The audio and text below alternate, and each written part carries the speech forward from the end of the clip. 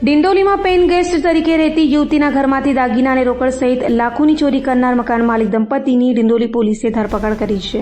Dindoli police પાસેથી મળતી માહિતી મુજબ ડિંડોલી ખાતે આવેલ દિગ્દર્શન સ્કૂલની બાજુમાં નવરત્ન બંગલા નંબર 20માં ફરિયાદી મહિલાની મકાન માલિક પંકજ સુભાષ પાટીલ અને તેની પત્ની સૃષ્ટિ પાટીલે પેઇન ગેસ્ટ તરીકે રાખી હતી. તો ગત 13 એપ્રિલ 2025ના રોજ ફરિયાદી પેઇન ગેસ્ટ મહિલા નોકરીએ ગઈ હતી. તે સમયે આરોપી પંકજ અને તેની પત્ની સૃષ્ટિએ પંકજના સાળા આદિત્ય રાય સાથે મળી યુવતીના સોના ચાંદીના દાગીના તથા રોકડા રૂપિયા મળી 13,89,000થી વધુની ચોરી કરી લીધી હતી.